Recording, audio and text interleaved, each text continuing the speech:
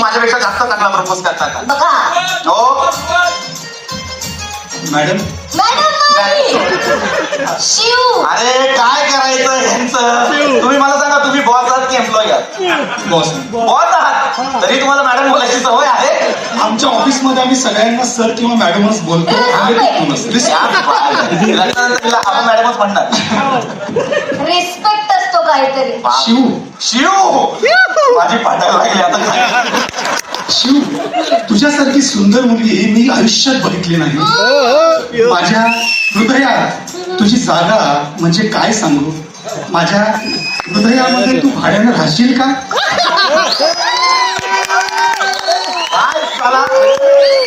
काय तुला मार्केटिंग आहे इथे पण व्यवहार जागेचा.